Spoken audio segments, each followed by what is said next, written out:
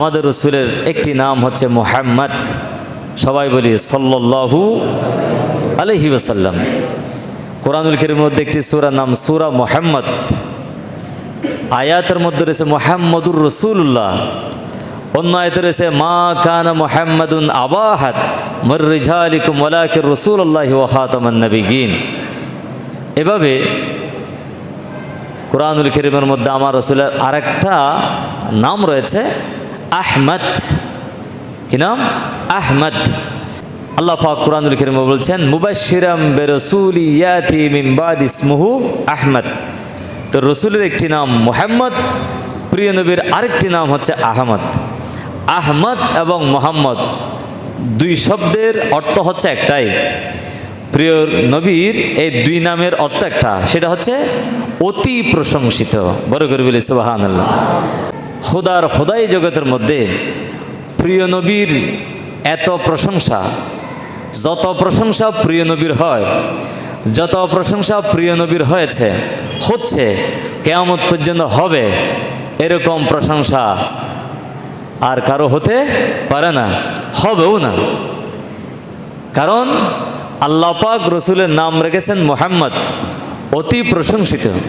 প্রশ্ন হতে পারে রসুলের নাম মুহাম্মদ কেন?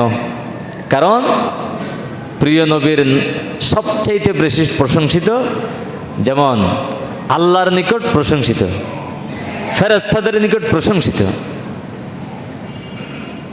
আম্বিয়া কিরামদের নিকট প্রশংসিত, আউলিয়া কিরামদের নিকট প্রশংসিত, মুমিনদের নিকট প্রশংসিত, এমনকি বেঈমান যারা আছে তাদের জবানের মধ্যেও নবীর প্রশংসা রয়েছে।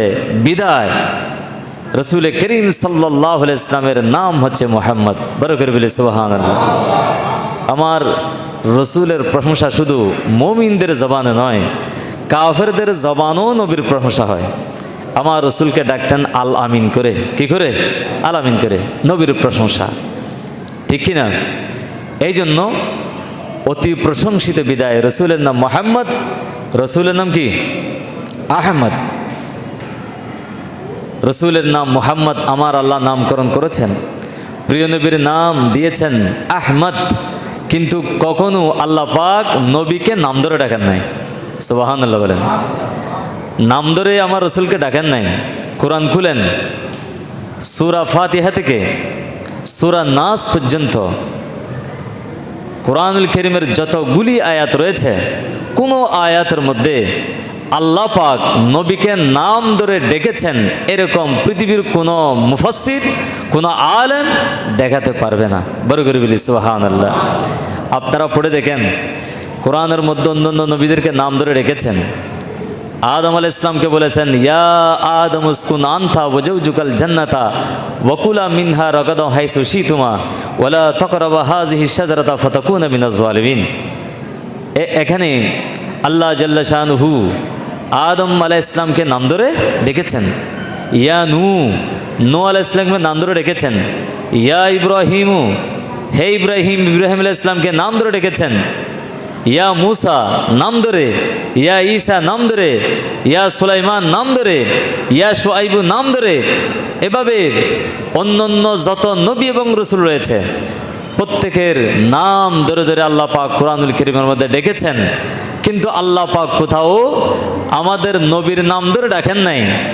কোরআনে বলেছেন ইয়া আইয়ুহাল মুজাম্মিল, ইয়া আইয়ুহাল মুদ্দাসির, ইয়াসিন, তাহা, ইয়া আইয়ুহার রসুল, ইয়া আইয়ুহান নবী। এভাবে নবীর অন্যান্য গুণ ধরে রসুলকে ডেকেছেন, কিন্তু কোথাও ইয়া মুহাম্মদ, ইয়া আহমদ এভাবে নাম ধরে আল্লাহ পাক ডাকেননি।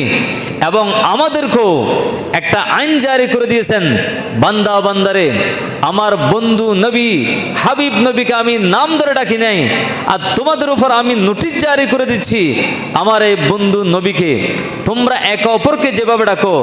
সূরা নূর আপনারা পড়ে দেখবেন, আল্লাহ পাক বলছেন তোমরা একজন আরেকজনকে যেভাবে ডাকাডাকি করো, এক বন্ধু আরেক বন্ধুকে, এক ভাই আরেক ভাইকে, একজন আরেকজনকে বংশীয় লকব ধরে, পারিবারিক লকব দিয়ে যেভাবে একজন আরেকজনকে ডাকাডাকি করো, তোমাদের উপর আইন জারি করলাম, হুকুম দিলাম, নিষেধাজ্ঞা জারি করে দিলাম, আমার বন্ধুকে সেভাবে তোমরা ডাকতে পারবে না।